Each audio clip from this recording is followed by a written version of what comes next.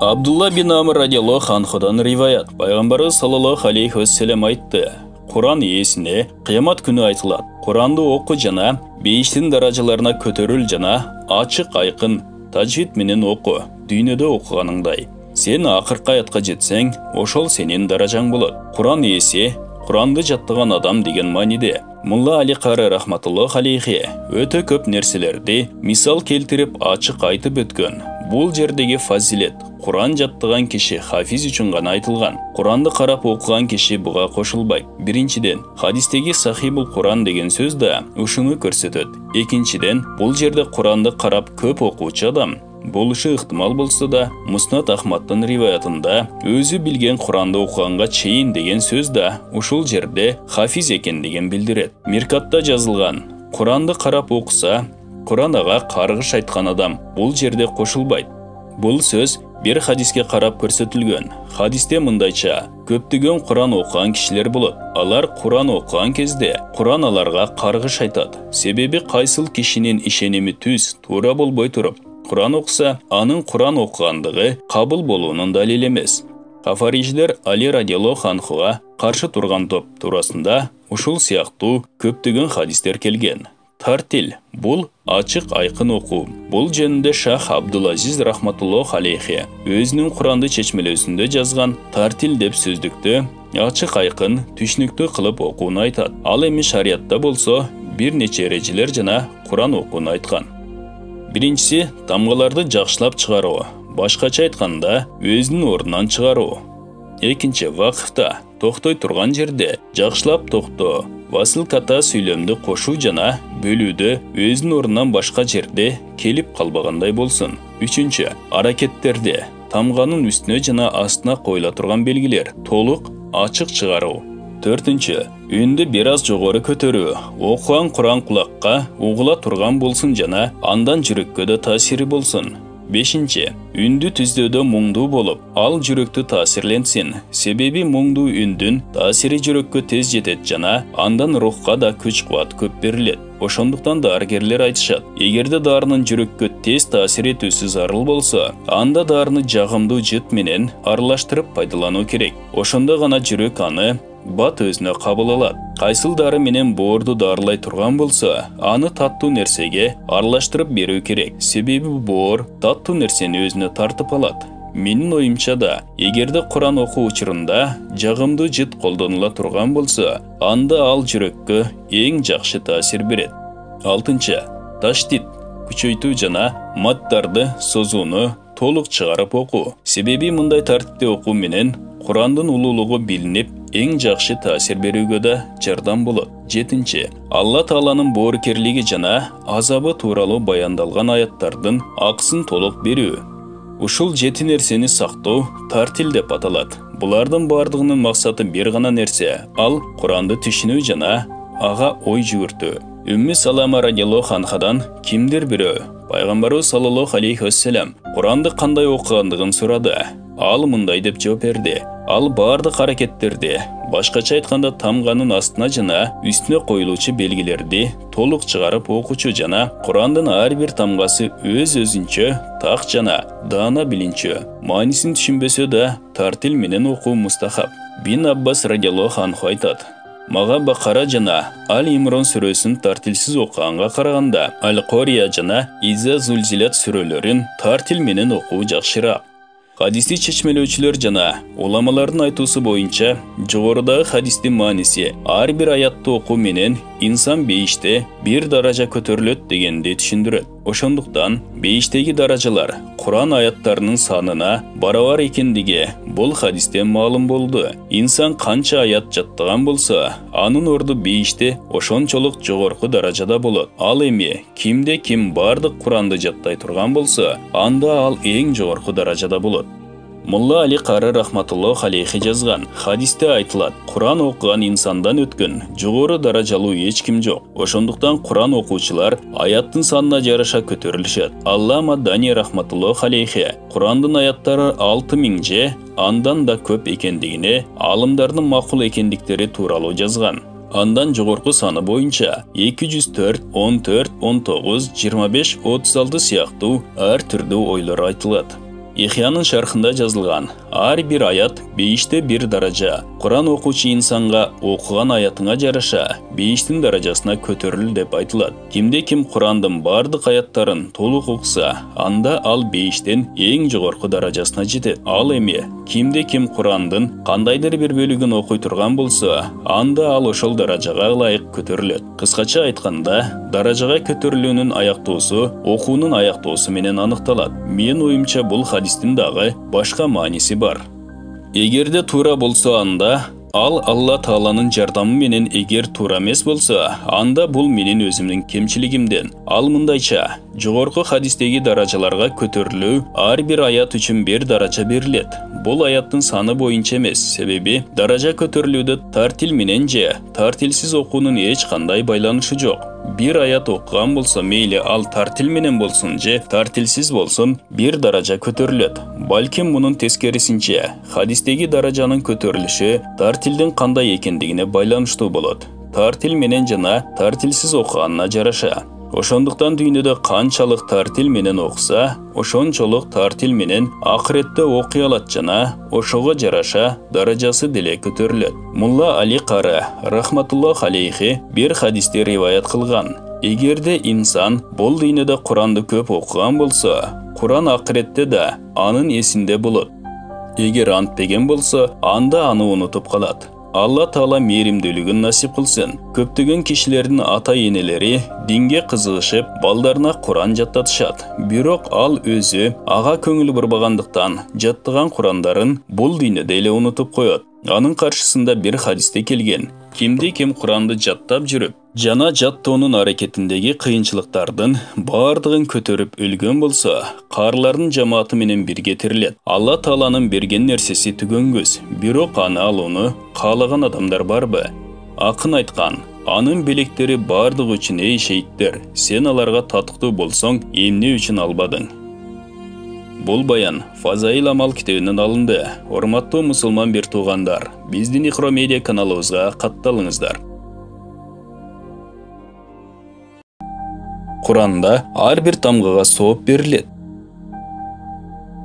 Абдулла бин Масуд радиаллаху анхудан риваят. Пайгамбарыбыз саллаллаху алейхи вассалам айтты: Кимде ким Алланын китебинен бир тамга окуса, ага ошол тамга үчүн бир жакшылык берилет. Ал эми бир жакшылыктын сообу 10 жакшылыкка барабар. Мен алиф лам мимди бир тамга деп айтпаймын, бирок алиф өзүнчө тамга, лам өзүнчө тамга, мим өзүнчө тамга деп айтамын. Мунун мааниси төмөнкүчө. Башка амалдар толугу менен бир амал болуп эсептелет. Куран алар сыяктуу эмес, анын ар бир бөлүктөрү да толук амал болуп эсептелет. Ошондуктан Куран окуудагы анын ар бир тамгасы бир жакшылык иш болуп эсептелет. Ал эми бир жакшылык иш үчүн Алла Таала тарабынан 10 эсе көп сооп берүүгө убада кылынган. Ким бир сооп кылып келе турган болсо, ага 10 сооп берилет.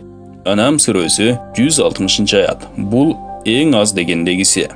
Алла Таала кимге кааласа жакшылыгына соопту көбөйтүп берет. Ар бир окулган тамга бир жакшылык иш болуп эсептелет. Аны мисал кылып, пайгамбарыбыз саллаллаху алейхи вассалам алиф лам мим бир тамга болуп эсептелбей тургандыгын, бирок алиф өзүнчө, лам өзүнчө, мим өзүнчө тамга болуп эсептелерин айтты. Ошондуктан алиф лам мим 30 жакшылык ишке барабар. Эми бул жерде Бакара сүрөсүнүн башталышындагы же Фил сүрөсүнүн башындагы муну тактап көрөлү. Бул жөнүндө ар түрдүү ойлор айтылган. Эгер Бакара сүрөсүнүн башталышындагы боло турган болсо, анда жазылыш жагынан болот. Себеби ал жазылганда 3 эле тамга, ошондуктан ага 30 сооп берилет. Эгер Фил сүрөсүнүн башында боло турган болсо, анда Бакара сүрөсүнүн башындагы алиф лам мим окулуш жагынан 9 тамга болот. Ошондо ага 90 сооп берилет. Байхаки рахматуллах алейхинин риваятында мындай деп айтылган: Мен айтпаймын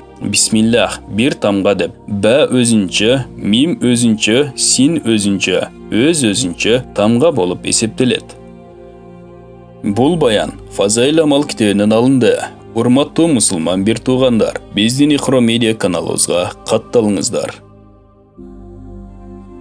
Сабырдуулук жана оору сыркоо. Ким Алла Тааланын азабына душар болбоону жана ырайымына жетип бейишине кирүүнү кааласа, напсисин дүйнө кызыкчылыгынан тыйсын жана кыйынчылыктарына, кырсыктарына чыдап сабыр кылсын. Алла Таала мындай дейт: Алла сабырдууларды сүйөт. Сабырдын бир канча түрү бар. Биринчи, Аллага баш ийүүдө сабырдуу жана туруктуу болуу. Экинчи, Алла Таала арам кылган нерселерден сактанууда сабырдуу болуу. Үчүнчү, кырсыкка, кыйынчылыкка кабылганда, айрыкча кырсыктын алгачкы учурларында токтоо жана сабырдуу болуу. Ким Аллага моюн сунууда сабырдуу жана туруктуу болсо, Алла ага бейиште ар бири жер менен көктүн арасындай болгон 300 даража берет. Ким сабырдуулук кылып, Алла арам кылган нерселерден өзүн тыя алса, кыямат күнү ага 600 даража берилет. Ким бул дүйнөнүн кыйынчылыктарына, балелерине чыдап Алла Таала белгилеген адеп ахлак негиздерине көңүл бурса, бейиште ага 700 даража берилет. Ар бир даражанын ортосу жер менен арштын ортосундай болот. Алланын элчиси саллаллаху алейхи вассалам мындай дегени риваят кылынат. Алла Таала мындай деп айтат: Эгер бир пендем башына бале келгенде мага корголосо, ал тилегин тилей электе ага берем. Дуа кыла электе дуасын кабыл кылам. Эгер бир пендемдин башына бале келгенде мага эмес, мен жараткан бирөөгө же бир нерсеге сыйынып, андан жардам сураса, ал пендеме асмандын бардык эшиктерин жаап салам. Акыл эстүү киши бале кырсыктарга сабыр кылып, элге даттанбаш керек. Анткени ошол нерсе аны бул дүйнө жана акырет азабынан куткарат. Эң оор кырсыктар жана сыноолор Алла Тааланын пайгамбарларынын жана олуя пенделеринин башына келет. Жунайт Багдади мындай дейт: кырсык данышмандарга шамчырак, Алла жолундагыларга эскертүү, момундарга туура жол, акыреттен бейкапар жүргөндөргө өлүм кабарын берүүчү. Момун пенденин башына бале келсе, ыйманы артат, тагдырына наразы болбой сабыр кылат. Пайгамбарыбыздын саллаллаху алейхи вассалам мындай деп айтканы риваят кылынган: ким бир түн бою ооруп, ага сабыр кылса жана Алла Тааладан разы болсо, күнөөлөрүнөн энеси төрөгөн күндөгүдөй таптаза болуп арылат. Демек, ооруганыңарда ден соолукту эңсей бербегиле. Дахак мындай дейт: кимдин башына 40 түндө бир да жолу бале, кырсык же кайгы түшпөсө, Алланын алдында ал кишинин эч бир жакшылыгы жок. Муаз бин Джабалдын радиаллаху анху мындай деп айтканы риваят кылынат: Алланын бир момун пендеси балеге кабылганда, Алла Таала анын күнөөлөрүн жазуучу периштеге: калемиңди анын дептеринен ал деп, ал эми оң тараптагы сооп жазуучу периштеге: бул пендем жасаган иштеринин эң жакшысын жаз деп буйруйт. Пайгамбарыбыздан саллаллаху алейхи вассалам риваят кылынган башка бир хадисте мындай деп айтылат: бир пенде ооруп калганда, Алла Таала ага 2 периште жиберип, аларга пендемдин эмне кылып жатканын карагыла дейт. Эгер ал пенде альхамдулилля, Аллага мактоолор болсун десе, бул сөзү Аллага жеткирилет. Албетте, Алла бардык нерсени эң жакшы билип турат. Алла Таала ошол пендеси тууралуу мындай дейт: эгер пендемдин жанын алсам, аны бейишке киргизүүм, эгер шыпа берсем, анын этин дагы жакшыраак этке, канын дагы жакшыраак канга алмаштыруум жана анын күнөөлөрүн жашыруум ал пендемдин менин мойнумдагы акысы. Икая. Исраил уулдарынын арасында адамдык сапаты төмөн бирөө бар эле. Ал күнөө кылуудан баш тарта алчу эмес. Аймактын эли анын бузукулугунан тажаганы менен аны күнөөдөн арылтууга да алсыз болушкан. Ошондо алар Алла Таалага дуа кылып, өздөрүн бул баледен куткарууну суранышат. Алла Таала Муса алейхиссалам пайгамбарга вахий жиберип: "О Муса, Исраил уулдарынын арасында бир бузук жигит бар. Аны бул шаардан сүрүп сал. Анын айыбынан бүтүндөй шаардын эли азапка кабылбасын" дейт. Муса алейхиссалам жигитти шаардан чыгарып, башка бир айылга жайгаштырат. Алла Таала Муса пайгамбарга вахий кылып, ал жигиттин бул айылдан да чыгарылышын буйрат. Экинчи жолу сүрүлгөн жигит ээн үңкүргө барып жашоого аргасыз болот. Ал көп өтпөй эле ооруп, жер кучактап жатып калат. Жанында карлашаар кишиси жок. Топурак жазданып жатып, Егер енем жанымда болса маға, мейірімін төгіп, бола балыма айламақ. Атам жанымда болғанды, маға жардан беріп қаралашмақ. Жұбайым жанымда болса, менден ажырап жатқанына қайғырып ыйламақ. Егер балдарым жанымда болса, артымдан ыйлап, о жаратқан Алла, өз шарынан башқа бір айылға, ал айылдан бір үңкірге сүріліп, ошол жерден ақыретке көчкөн күнөөкөр бечара атабызды кечире көр деп дуа кылышмак деп күңгүрөнөт. Анан Алла Таалага кайрылып, о Алла Таалам, менин үмүтүмдү жана байланышымды ата-энемден жана жубайымдан үздүң. Жок дегенде, мени өз ырайымыңдан кору калтырба. Алардан ажыратуу менен жүрөгүмдү өрттөдүң. Эми күнөөлөрүм себептүү, денемди күйгүзө көрбө деп дуа кылат. Ошондо Алла Таала ал жигиттин энесинин, аялынын кейпин кийген үрлөрдү, балдарынын жана атасынын кейпин кийген периштелерди жөнөтөт. Алар анын жанына отуруп ыйлай башташат. Муну көргөн жигит өзүнчө, мына менин энем, атам, жубайым жана балдарым жаныма келишти дейт. Анан көңүлү жайланып, күнөөлөрүнөн арылган абалда дүйнө салат.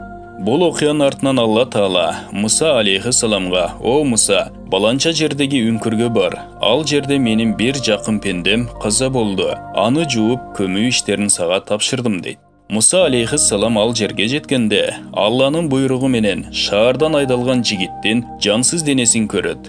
Жигиттин айланасында үр кыздар жүрүшкөн эле.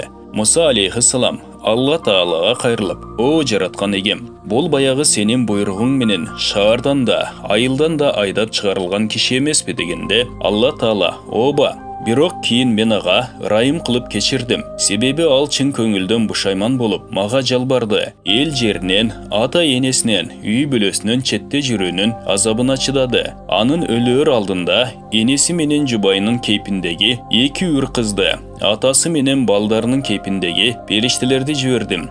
Алар анын аянычтуу абалына, кайгысына ортоктош болушту.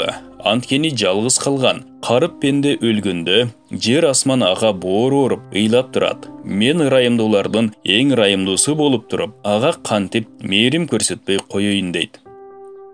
Жалгыз жолоочу сапардагы киши өлүмдүн босогосун аттаганда, Алла Таала периштелерине, о периштелерим, бул киши карып жолоочу, балдары, жубайы, ата-энеси алыста калды. Эгер ал өлсө, артынан ыйлап, жоктугун кишиси жок дейт. Ошол учурда улуу жараткан бир периштени, ал кишинин атасы, дагы бир периштени энеси, дагы башка периштелерди анын балдары жана жакындарынын кейпине салат. Алар карып байкуштун өлөөр кезинде жанына келишет. Аларды көргөн бечара кишинин көңүлү жай таап, акыретке узайт. Аны акыркы сапарга узаткан периштелер кыямат күнгө чейин ага дуа кылышат. Улуу жараткандын Алла өз пенделерине мээримдүү, ал кимге кааласа ырыскы берет, ал күчтүү, үстөмдүк кылуучу деген аятынын баянын мына ушундай жерден көрүүгө болот.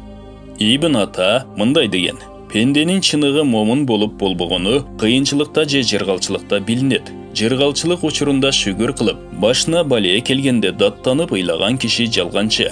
Эгер бирөө адамдардын жана жиндердин бүт илимине ээ болуп, бирок башына балее келгенде даттана баштаса, ал алымга илиминин жана кылган жакшы иштеринин эч кандай пайдасы болбойт. Анткени Алла Таала бир кутси хадисте мындай дейт: ким менин тагдырыма ыраазы болбосо жана мен берген неаматтарга шүгүр кылбаса, өзүнө менден башка кудай издесин. Вах бин Мунаббих төмөнкүдөй риваят кылат. Пайгамбарлардан бири Алла Таалага 50 жыл ибадат кылды. Алла Таала анын күнөөлөрүн кечиргенин кабарлаганда, ал пайгамбар: "О жараткан эгем, сен кечиргидей күнөө деле кылбадым эле го" дейт. Бул жоопту уккан Алла анын мойнундагы тамырларынын бирин тез согууга буйруду. Натыйжада ал пайгамбар түнү менен уктай албай чыкты. Таң агарганда жанына келген периштеге түнү менен тарткан азабын айтып берди. Периште: Алла Таала сага 50 жылдык ибадат ушул тамырдагы оорунун болбошу үчүн шүгүрчүлүккө да тете эмес деп жатат деди. Бул баян жүрөктөрдүн ачкыча аталыштагы китептен алынды.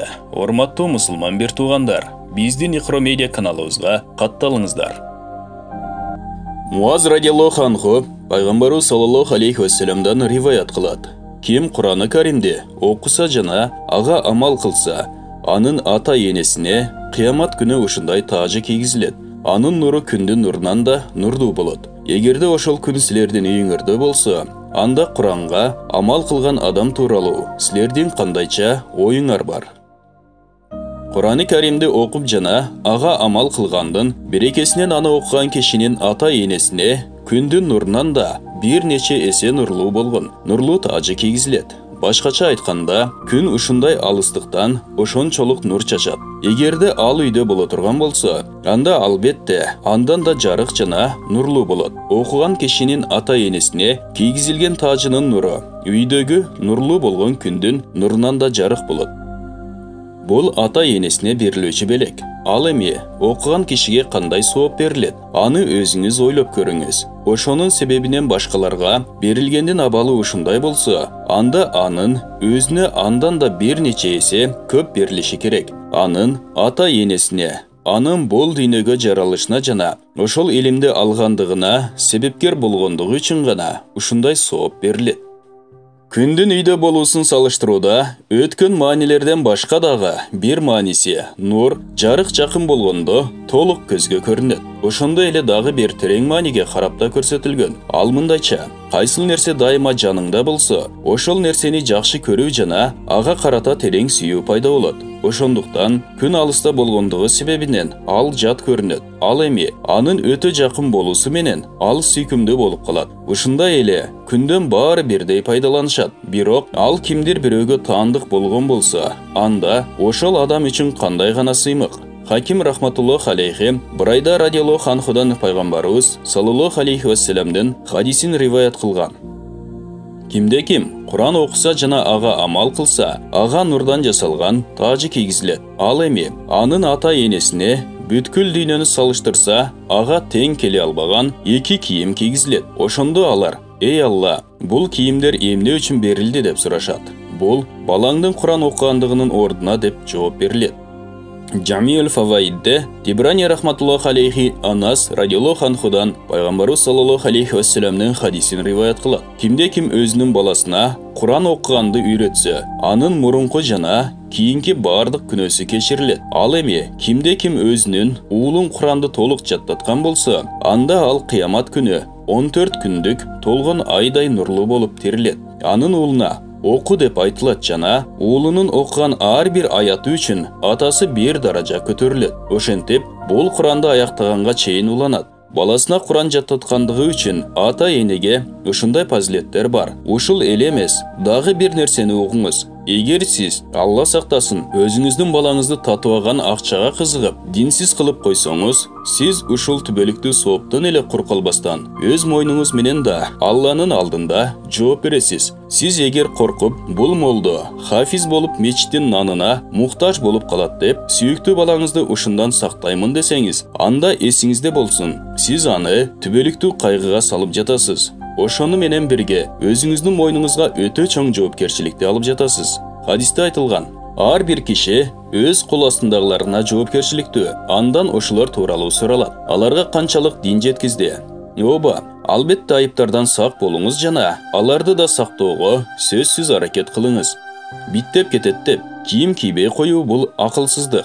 Албетте аны таза тутууга аракет жасоо керек. Кыскасы, эгерде балаңызды динчил кылып тарбия берсеңиз, анда сиз өз жоопкерчилигиңизден кутуласыз. Ошондой эле, качанга чейин бала тирүү болсо жана канча жакшы амал кыла турган болсо, сиз үчүн дуба, истихбар кылат. Бул сиздин даражаңыздын көтөрүлүшүнө себеп болот. Бирок, дүйнө үчүн татыбаган акчага кызыгып, аны динден кур калтырып койсоңуз, өзүңүздүн ушул кылганыңыздын кыйынчылыгын гана тартпастан, ал бала канчалык бузукулук күнөө иштерди кылса, сиздин амал китебиңиз ошол күнөөлөрдөн бош калбайт. Алла үчүн жаныңызга күйсөңүз болот. Дүйнө өтүп кете турган нерсе, өлүм чоң кыйынчылыктын түбү. Бирок, кайсыл кыйынчылыктан кийин өлүм келбесе, анын түбү жок. Бул баян Фазаил амал китебинен алынды. Урматтуу мусулман бир туугандар, биздин Ихро медиа каналыбызга катталыңыздар. Уқба бин Амир радиаллаху анху пайгамбарыбыз саллаллаху алейхи вассаламдан риваят кылат. Эгерде Куранды булгарынын ичине салып, андан кийин аны отко таштай турган болсо, анда ал күйбөйт. Хадисти чечмелөөчү алымдар ушул хадистин маанисин айтууда эки башка көз карашта. Кээ бирөөлөрдүн ою боюнча, булгарынын мааниси ар түрдүү тере. От болсо, дүйнөдөгү от. Ушул маани боюнча, бул пайгамбарыбыз саллаллаху алейхи вассаламдын заманына гана тиешелүү бир керемет. Башка пайгамбар алейхимуссаламдардын керемети сыяктуу өзүнүн убагына гана тиешелүү болгон. Экинчи маанисиндеги булгары бул инсандын териси, ал эми от болсо тозоктун оту. Ушул маани боюнча бул жалпыга тиешелүү жана ал эч бир белгилүү заманга тиешелүү эмес. Мындайча айтканда кимде-ким Куранды жаттаган кары болсо, ал кайсыл бир күнөөсүнүн себебинен тозокко түшсө да, тозоктун отунун таасири ага тийбейт. Bir rivayatта тозоктун оту ага жетпейт деген сөз да келген. Абу Мама радиаллаху анхудан риваят. Бул риваятты Шархус Суннадан Мулла Али кары рахматуллах алейхи жазып кеткен. Ал ушул экинчи айтылган маанини бекемдейт. Риваяттын котормосу Кураны Каримди жаттаган. Себеби Алла Таала Куран сакталган жүрөккө азап бербейт. Ушул хадис өз маанисинде ачык айкын келген. Куранды жаттоо пайдасыз деп эсептегендер, Алла үчүн ушул фазилеттер туурасында ой жүгүртүп көрүңүздөр. Ушул бир эле фазилет үчүн ар бир инсан жан бериши керек. Эмне үчүн дегенде, күнөөсүнүн себебинен тозокко барбай турган күнөөсүз ким болду экен? Шарху Ихияда кыяматтын коркунучтуу жана азаптуу күндөрүндө карлар Алла Тааланын аршынын көлөкөсүндө болушары жазылган. Ошондой эле Али радиаллаху анхунун риваяты Делами рахматуллаху алейхи аркылуу айтылат. Куран ээлери, Куранды жаттоочулар Алла Тааланын көлөкөсүндө пайгамбарлар жана Алла Таалага жакын инсандар менен бирге болушат. Али радиаллаху анхудан риваят. Пайгамбарыбыз саллаллаху алейхи вассалам айтты: Ким Кураны Каримди окуса, аны жаттаса жана анын адалын адал деп билсе, жана арамын арам деп билсе, Алла Таала аны бейишке киргизет жана анын үй бүлөсүнөн тозок оту важип болуп калган 10 адамга шафаат кылууга мүмкүнчүлүк берет. Шафаат, куткаруу, жардам берүү, ортого түшүү деген мааниде. Өзүнүн күнөө жаман иштерине жазасын алгандан кийин болсо да, ар бир момун буйрса бейишке кирет. Бирок бул шафаат карлар, Куранды жаттагандар үчүн. Себеби алар бейишке биринчилерден болуп киргендигине байланыштуу 10 киши шафаат кылынат. Алар чоң күнөөлөрү бар кишилер. Ал эми кафир үчүн эч кандай шафаат болбойт. Алла Таала айткан: Мушриктер үчүн Алла Таала бейишти арам кылды. Алардын бара турган жери тозок жана залымдарга эч кандай жардамчы жок. Маида сүрөсү 72 аят. Башка дагы бир жерде айткан: пайгамбарга жана мусулмандарга алардын кайсыл бир жакын туугандары тозок ээлери экендиги билингенден кийин, эгер жакындары болсо да, мушриктер үчүн Алладан кечирим суроого болбойт. Таба сүрөсү 113 аят. Жана башка ушул сыяктуу. Мушриктерге кечирим жок экендиги бул аяттарда ачык айкын айтылган. Ошондуктан хафиздер шафаат кылуучу мусулмандар, алар күнөөсү себебинен тозокко кирүүлөрү важип болгондор. Ким тозоктон алыс болгусу келсе, ал өзү Куран жаттай албаса, анда жок эле дегенде өзүнүн туугандарынан бирөөсүн хафиз кылууга аракет кылсын. Ошонун берекесинен өзүнүн күнөө иштеринин азабынан кутулат. Егер бирөөлөрдүн атасы, чоң атасы, таякеси жана атасынын бир туугандары баары кары болгон болсо, анда бул Алла Тааланын аларга кылган чоң жакшылыгы. Абу Хурайра радиаллаху анхудан риваят. Пайгамбарыбыз саллаллаху алейхи вассалам айтты: Кураны Каримди үйрөнгүлө жана окугула. Анткени кайсыл бир адам аны үйрөнсө жана тахажжуд намазында ар дайым окуп жүрсө, анын мисалы миск менен толтурулган баштык сыяктуу. Анын жыты бардык жерге таркалат. Ал эми кайсыл бир адам Кураны Каримди үйрөнсө, бирок түндөсү окубай уктап калса, анын мисалы оозу байланган миск менен толтурулган баштык сыяктуу. Миск атырдын бир түрү. Кимде-ким Куранды жаттаса, аны көзөмөлдөп турса жана жаттаганын түндөсү намазда окуй турган болсо, анын мисалы миск толтурулган идиш сыяктуу. Оозу ачык болсо, анын жыты бардык жерге тарайт. Ушул сыяктуу эле хафиздин Куран окугандыгынан нур жана береке үйгө толуп турат. Эгерде хафиз уктап калса же эрингендиктен окуй албай калса да, анын жүрөгүндөгү Куран миск сыяктуу. Бирок анын жалкоолугунан болгон зыян ушунчалык, башкалар анын берекесинен кур калышат. Ошондой болсо да, анын жүрөгү мискти өз ичине камтып алат. Бул баян Фазаил Амал китебинен алынды. Урматтуу мусулман бир туугандар, биздин Ихро медиа каналыбызга катталыңыздар.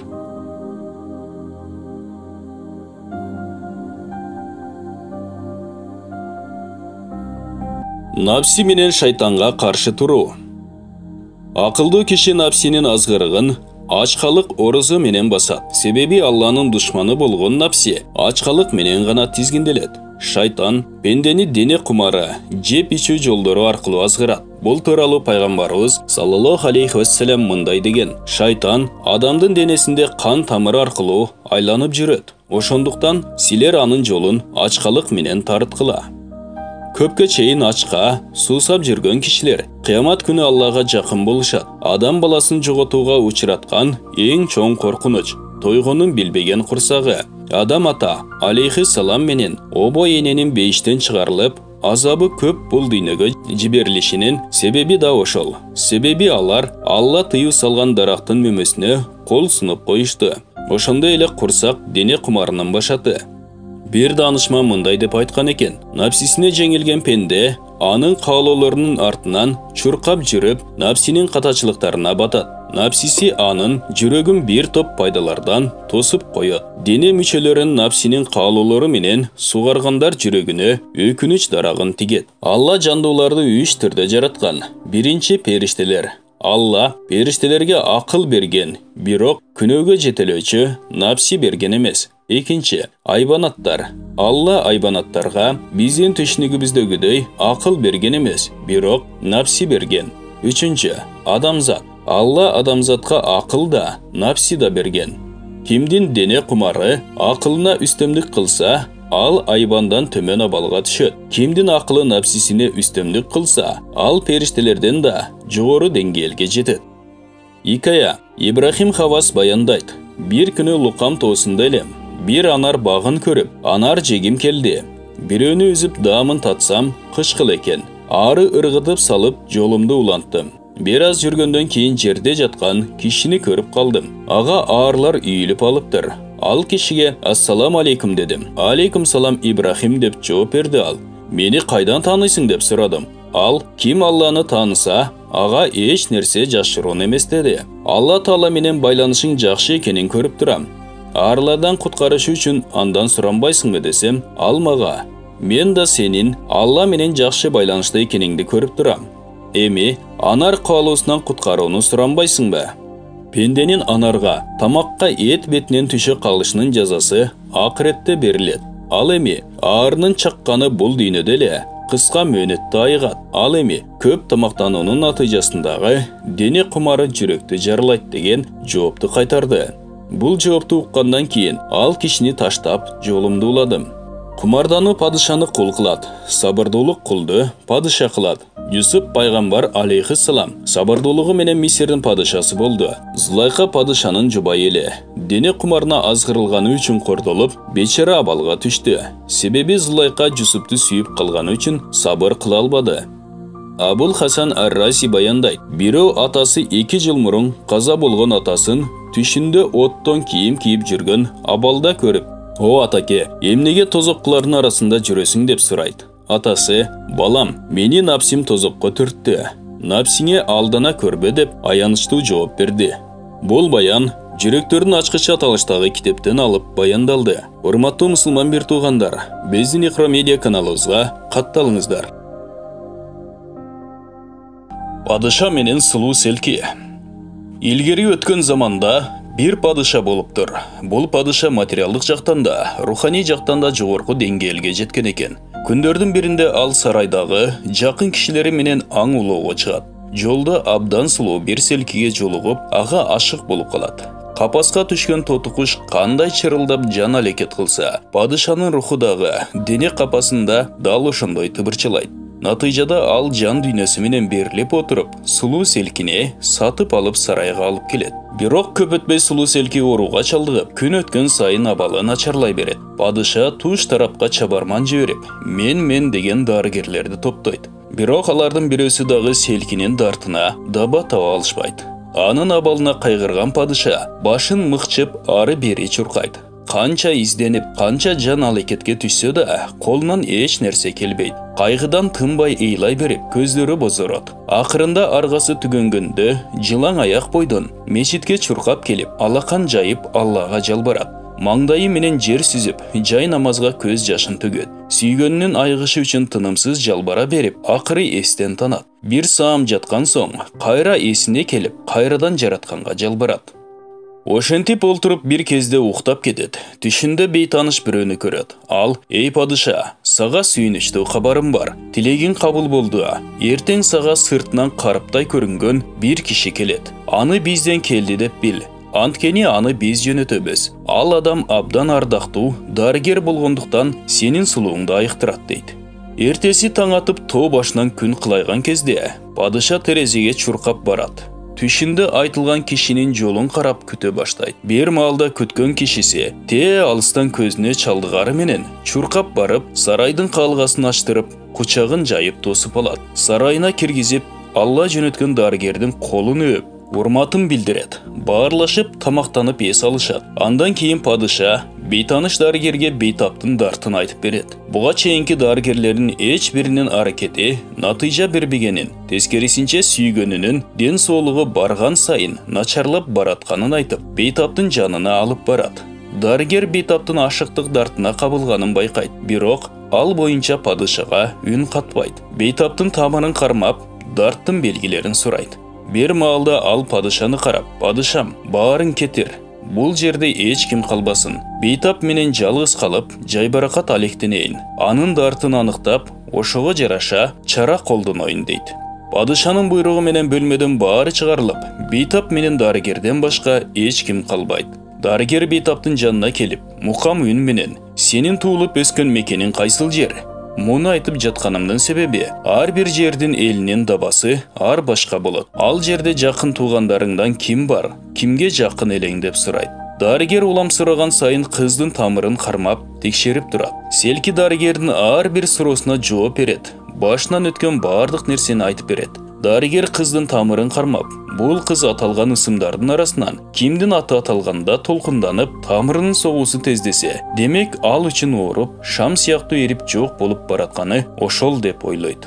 Кыз оболу туулуп өскөн жерин, ал жердеги досторун атайт. Бирок тамырынын согушунда эч кандай өзгөрүү байкалбайт. Дарыгер туулуп өскөн жериңден алыстыгынан кийин кайсыл жерге барган элең деп сурайт. Кыз бир шаарды айтат. Бирок жүзүнөн да, тамырынын согуусунан да эч нерсе байкалбайт. Андан кийин ирети менен барган жерлерин, ал жерлерде таанышкан кишилерин атай баштайт. Бирок дагы эле абал өзгөрбөйт. Акырында дарыгер Самарканд шаарын сурайт. Самаркандтын аты аталганда кыздын тамырынын согуусу тездеп, жүзү кызарат. Анткени ал Самаркандда бир зергерге ашык болгон эле. Андан айрылуу азабы анын өзөгүн өрттөп турган болчу. Муну байкаган дарыгер ал зергердин Самаркандтын кайсыл жеринде, кайсыл конушунда жашаарын сурайт. Селки көпүрөнүн башында, Гафтар конушунда жашайт деп жооп берет. Дарыгер аны билгенден кийин селкиге кайрылып, мен сенин дартыңды да, дартыңдын дабасын да түшүндүм. Бирок сен мага айткандарыңды падышага да, башкаларга да айтпа дейт. Дарыгер бейтаптын жанынан чыгып, түз эле падышага келет. Падышага селкинин дартынан учкай сөз кылып келип, мындай дейт. Бул дартты айыктыруу үчүн эң биринчи ошол зергерди алып келүү керек. Башка чара жок. Падыша дарыгердин сунушун кабыл алат. Убакытты кетирбей зергерди алып келүү үчүн эки элчини жөнөтөт.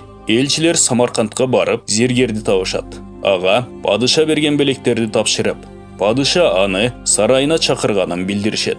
Эгер чакырууну кабыл алып келсе, падышанын эң жакын кишиси болорун, абдан чоң сыйга, жакшылыкка ээ болорун айтышат. Зергер падыша бердирген алтындарды, белектерди көрүп, таң калып сыймыктанат.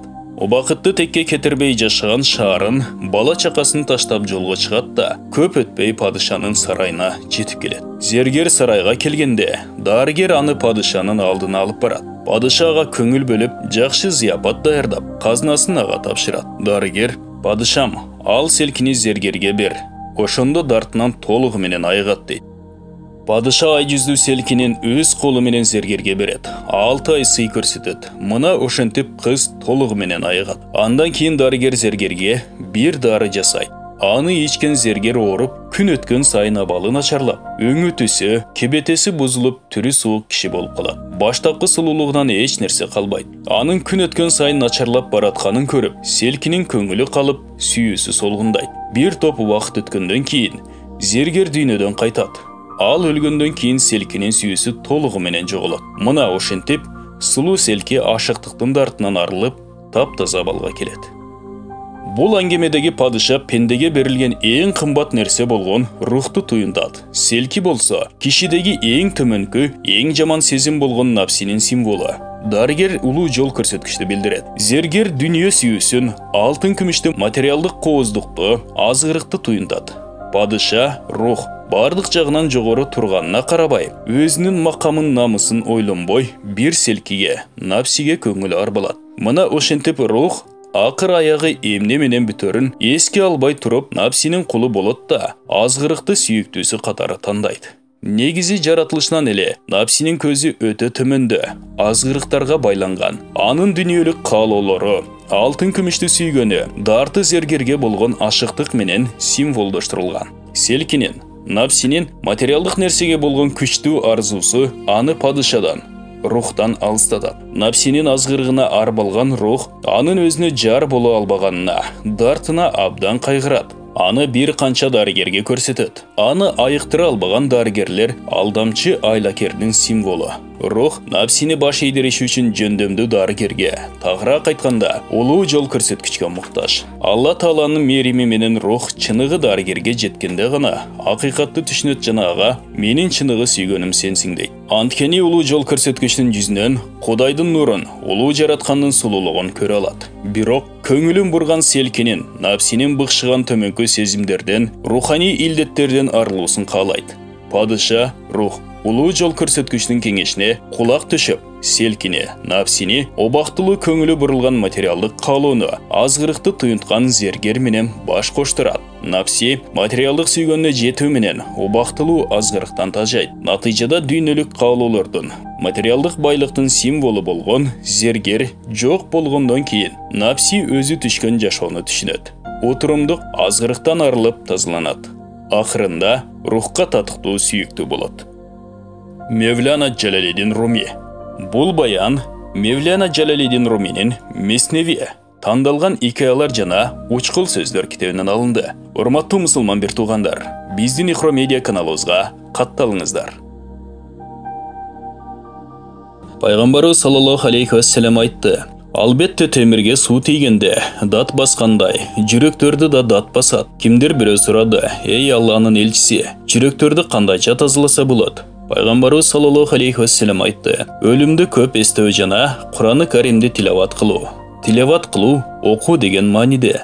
Күнөөнүн көптүгүнөн жана Алла Тааланы көп эстөөнү унуткандыктын себебинен жүрөктү ушундай бир дат басат. Темирге суу жеткенде дат баскандай, Куранды окуу жана өлүмдү эстөө темирдеги датты кетирген кайрак таштай иш берет. Жүрөк күзгү сыяктуу. Ал канчалык кир болсо, Алла Тааланы таанууда ошончолук кемчилик болот. Канчалык таза, тунук болсо, ошончолук Алла Тааланы таануудаана ачык айкын болот. Ошондуктан адам канчалык күнөө, өз каалоосуна баш ийүү жана шайтандын иштери менен алек боло турган болсо, анда ал ошончолук Алла Тааланы таануудан алыс болот. Ошол күзгүнү тазалоо үчүн уламалар дайыма талыкпастан өз алдынча жана жалпы зикирлерди кылууга, ошондой эле өз каалоосуна каршы иштерди кылууга үндөшөт.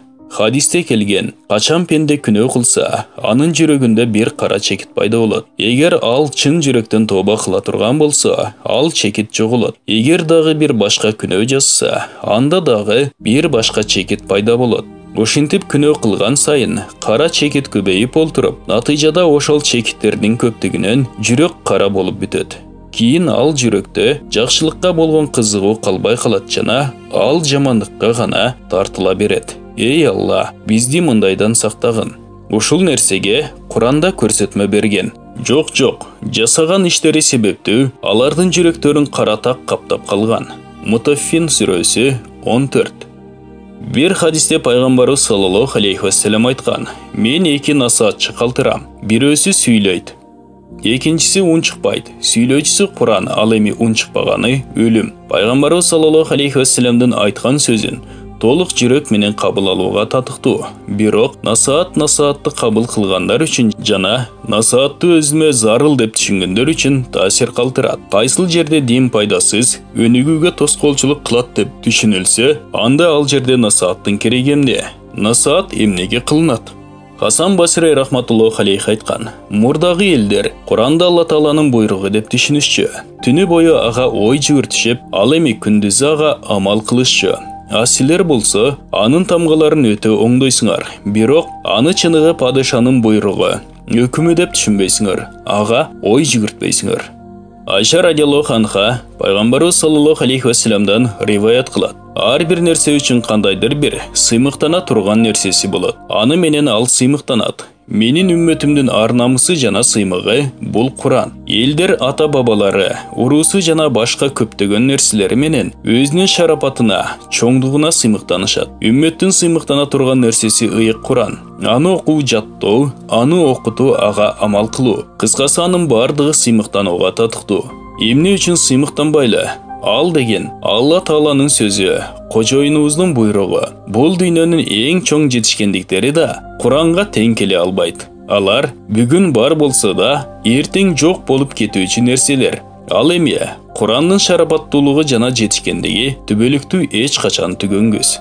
Кураны Каримдин кичинекей эле сыпаттары да сыймыктануу үчүн жетиштүү. Анын сыфаттары толук. Мисалы, анын кооз кырааты, сонун тартип менен жана уйкаш сөздөр менен көркөмдөлүп жазылышы, сүйлөмдөрүнүн бири бирине болгон байланыштуулугу, мурдагы жана келерки кабарлардын баяндалышы, элдерге болгон эскертүүлөр. Эгерде кимдир бирөө Куранды жалганга чыгарам десе да чыгара албайт. Мисалы, жөөттөр өлүмдү жакшы көрөбүз деп, өлүмдү өзүнө тилей албастыгы белгилүү. Уккан кишинин таасирлениши, окуган адамдын окугандан тажабастыгы канчалык жүрөккө жаккан сөз болбосун, акылды адаштырган сүйкүмдүү кишинин каты болсо да, күнүнө 10 жолу окуп тажабаса да, 20 жолу окуганда тажайт. Эгерде 20 жолу окуганда тажабаса, 40 жолу окуганда сөзсүз тажайт. Кыскасы акырында тажайт. Бирок Курандын бир аз бөлүкчөсүн жаттап, аны 200 жолу окуңуз, 400 жолу окуңуз, өмүр бою окуңуз, эч качан тажабайсыз.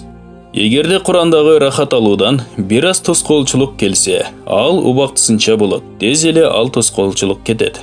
Канчалык көп окуган сайын, ошончолук анын таттуулугу жана андагы рахат арта берет жана башка ушул сыяктуу. Ушул айтылган нерселердин бирөөсү эле кайсыл бир сөздү табыла турган болсо, толук табылбаса да, канчалык сыймыктанат. Эгер ушулардын баары кайсыл бир сөздө эң жогору даражада толук табылса, ага канчалык сыймыктануу керек. Эми биз өзүбүздүн абалыбызга бир аз көңүл бурсак, бизде канчалаган кишилер өзүнүн хафиз болгондугуна сыймыктанышат. Же кимдир бирөө Курандын хафизи экендигине биз канчалык урмат көрсөтөбүз. Биздин аброюбуз болсо, жогору орундагы кесиптер, чоң-чоң атак даңкка конуу жана өлгөндөн кийин калып кала турган мал-мүлк менен болуп калды. Аттиң. Бул баян Фазаил Амал китебинен алынды. Урматтуу мусулман бир туугандар, биздин Ихро медиа каналыбызга катталыңыздар. 4 сөз.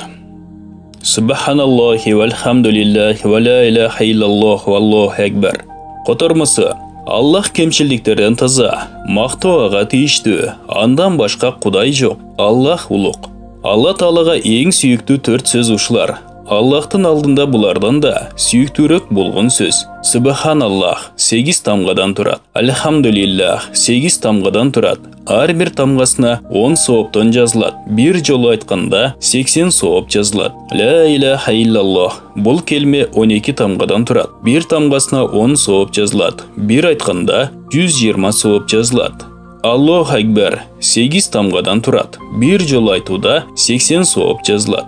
Анас ибн Малик радиаллаху анхудан риваят. Расулуллах саллаллаху алейхи вассалам ушундай деген: ким 100 жолудан ла илаха иллаллах, субханаллах, Аллаху акбар деп зикир кылса, ушул зикирлердин акысына 10 кул азат кылган 7 курбандык сойгондун сообун алат деди. Бул 4 сөз жөнүндө пайгамбарыбыз саллаллаху алейхи вассалам ушундай деген: ар бир тасбих, такбир, тахмид, тахлилге садаканын сообу жазылат. Тасбих субханаллах, такбир Аллаху акбар, тахмид альхамдулиллах, тахлил ла иляха иллаллах. Расуллах саллаллаху алейхи вассалам түбелікту қалуучу салих амалдарды қылғыла деп айтқанда, сахабалар алар қайсылар деп сұрашты.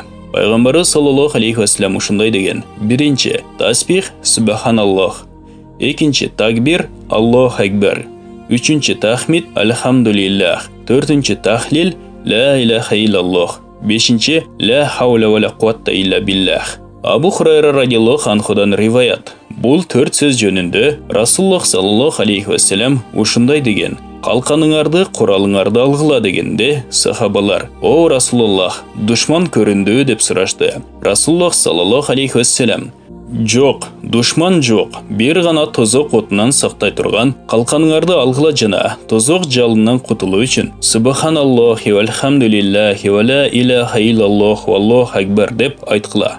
Себеби бұл улуу сөздөр қиямат күнінде силердин алдыңардан, артыңардан, жаныңардан силерди сактоочу, коргоочу қалқан болот. Жана булар түбөлүк калуучу салих амалдар сооптордон болот деди. Пайгамбарыбыз саллаллаху алейхи вассалам жалбырактары куруп калган бир дарактын жанына жакындап аны уруп күйүп жиберди эле дарактын жалбырактары төгүлдү. Ошондо Расулуллах саллаллаху алейхи вассалам айтты: шек күмөнсүз, ушул дарактын жалбырагы төгүлгөн сыяктуу субханаллахи вальхамдулиллах, ла иляха иллаллах валлаху акбар деп айтуу менен пенделердин да күнөөлөрү төгүлөт деди.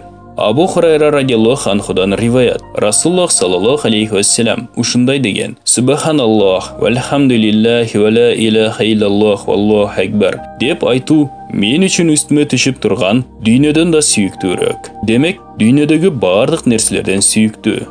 Муслим, Тирмизи. Башка бир риваятта ла хаула ва ла куввата илля биллах келмеси да кошулуп айтылат. Анда пайгамбарыбыз саллаллаху алейхи вассалам бул сөздөр дүйнө жана андагы бардык нерседен сүйүктүүрөөк деген. Ибн Масуд радиаллаху анхудан риваят. Расулуллах саллаллаху алейхи вассалам Мираж кечесинде Ибрахим алейхиссалам менен жолуктум. Ал зат мага ушундай деди: о Мухаммад, үммөттөрүңө менден салам айтып, ушундай деп айткан: Жаннаттын топурагы таза, суусу таттуу, ал жерге эгилүүчү уруктар үрөндөр. Субханаллах, альхамдулиллах, ла иляха иллаллах валлаху акбар тасбихтери.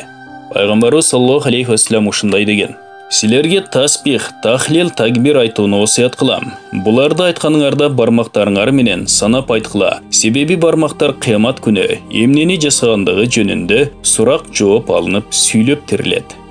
Тирмизи, Абу Дауд. Нуман ибн Баширден риваят кылынган: Аллах үчүн айтылган тасбих, такбир, тахмидтер арынын үнү сыяктуу зыңылдап, арштын айланасында айланышат. Башкача айтканда ушул зикирди айткан пендени эстетишет. Ибн Маджа жана Хаким. Абу Дарда радиаллаху анхудан риваят. Расулуллах саллаллаху алейхи вассалам: о Абу Дарда, ушундай дуа кыл деп айткан: субханаллахи вальхамдулиллахи ва ла иляха иллаллах валлаху акбар. Себеби бул дуа жана зикирлер түбөлүккө калуучу салих амалдар жана сооптор. Дарактын жалбырагы төгүлгөн сыяктуу булар да адамдын күнөөсүн төгөт. Булар жаннат казналарынан болуп эсептелет. Пайгамбарыбыз саллаллаху алейхи вассалам бул сөздөр туурасында ушундай деген: Аллахтын улуулугун, бийиктигин эстетүүчү, эске салуучу сөздөр. Субханаллах, альхамдулиллах, ла иляха иллаллах сөздөрү. Булар арынын үнүнө окшош зыңылдап, үн чыгарып, арштын айланасында айланып, эсин эстетишет. Башка бир риваятта келет: кимде ким ушул келмелерди айтса, ал келмелерден бир периште жарылат. Ал периште аршка чейин жетип, арынын үнүндөй зыңылдап, арштын айланасында туруп калат.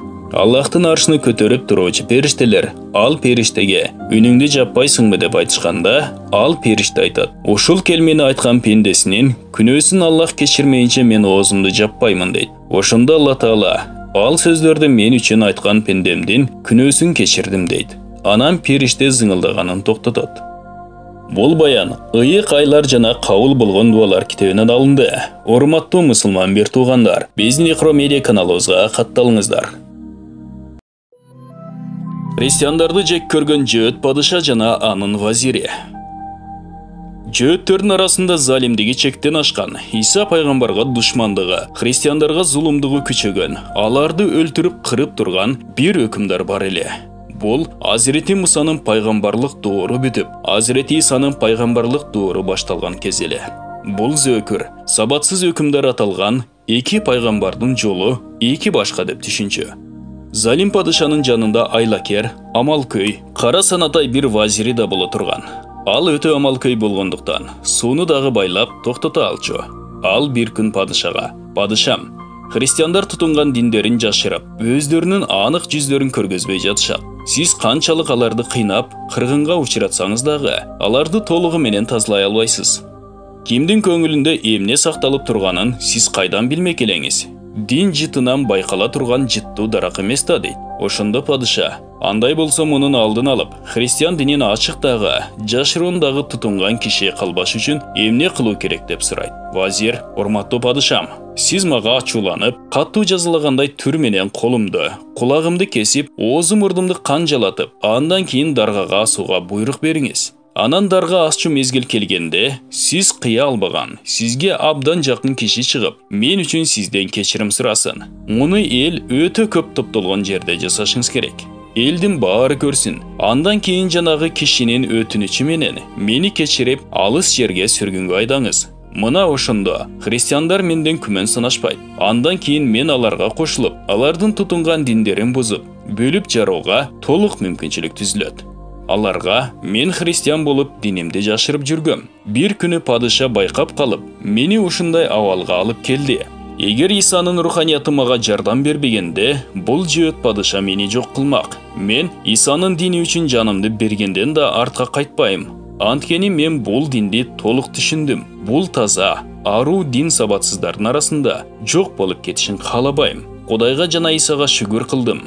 Биз бул акыйкат диндин жол көрсөткүчү болдук. Эй инсандар, бул доор Исанын доору. Ал алып келген диндин сырларына чын дилден кулак төшөгүлө деп айтам." Вазирдин бул куйта амалын түшүнгөн өкүмдар ага абдан ыраазы болот. Ага мындай коркунучтуу амалы үчүн рахматын айтып, көп узабай вазирдин айткандарын жасайт да, аны христиандар көп жашаган жерге сүргүнгө айдайт. Вазир барган жеринде дароо өз ишин баштайт. Жүздөгөн миңдеген христиандар акырындык менен анын жанына топтоло баштайт. Эй инсандар, бул заман Исанын дининин заманы. Бул диндин улуу сырларын менден эшиткиле дейт тигил. Бир заматта атак даңкы таш жарган, христиан улуясына айланган вазирдин жанына Исага катуу ишенген такыбалар да чогулат. Аны баары тең Исанын чын дилдүү орун басары деп эсептешчү. Ошентип вазир 6 жыл христиандардын арасында жүрүп, мен деген динчилдерди өзүнө арбайт. Ошол эле мезгилде вазир менен падышанын ортосунда жашыруун байланышта болуп турат. Ошол доордо Иса коомунун 12 башчысы болот. Ар бир бутак өзүнүн башчысына баш ийчү. Мына, ошол башчылардын баары вазирге чын дилден ишенишет. Эч ким Исадан күмөн санабайт. Ал тургай, вазир өлгүлө десе, өлө турган даражага жетишет. Мына, ушул 12 башчы вазирдин амалдуу оюнун жыйынтыктай турчу эң маанилүү фактор болчу.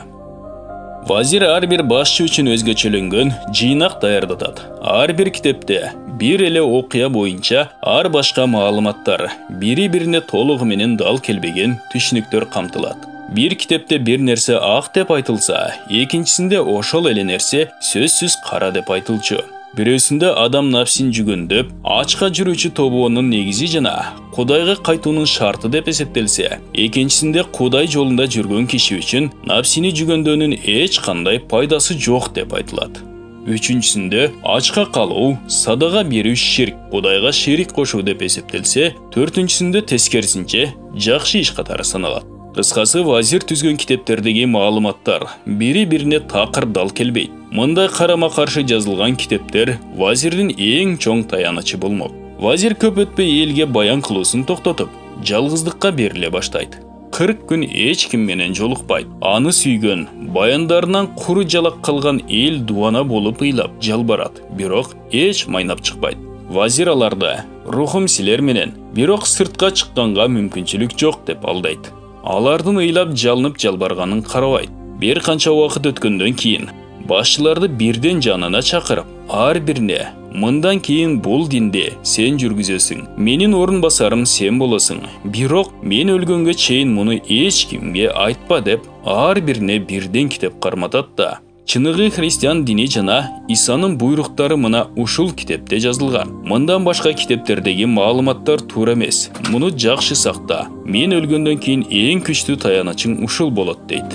Андан кейін эшигин жаап эч кимге ачпайт. 40 күн толгондон кийин өз жанын өзү кыят. Эл вазирдин дүйнө салганын угуп топтолот. Вазир өлгөн жер ызы чууга айланат. Туш тараптан келген кишилер бир канча күн басылбай ыйлайт. Уақыт өтүп, эл арасы бир аз тынчый түшкөндөн кийин айрым кишилер: "Эй мырзалар, бул улуу кишинин ордуна ким келип, анын вазыйпасын улантам десе, эл алдына чыксын. Биз ошону менен өзүбүздү жубаталы" дешет. Мына ошондо баягы башчылардын бирөөсү эл алдына чыгып, "Ал улуу киши мени өзүнүн өкүлү, орун басары кылып дайындады. Мына колумдагы китеп анын далили" дейт. Аңгыча дагы бирөө чыгып, "Жок, чыныгы орун басары менмин" дейт. Акырында 12 башчы өз алдынча орун басар болушканын айтышат. Эл арасында уудуу сөздөр көбөйөт. Вазир отургузган бузукулук көчөтү көгөрүп, такыба кишилер бири-бирине каршы чыгып, Азирети Иса пайгамбардын дининин өкүмдөрү бузулуп, 200 вазир мына ушундайча максатына жетет. Ыйман сабатсыздыгы караңгыда колуна шам кармабай алдыстаган кейипкердин абалын элестетет. Ал эми акыйкатка көз сүртүү болсо, надандыктын дал өзү. Бир нерсеге чын дилден берилүү жакшы, бирок ага да акылмандык менен байланган оң. Болбосо агы менен карасы, жаманы менен жакшысы аралашкан бул дүйнөдө христиан коому сыяктуу канчалаган коомдор теңирден тескери жолго кеткени тууралуу мисалдар тарыхта арбын. Түзүүчү: Өзөктөн чыккан өрт жаман, өздөн чыккан жат жаман, жети өлчөп бир кестеп бекеринен айтылбагандар.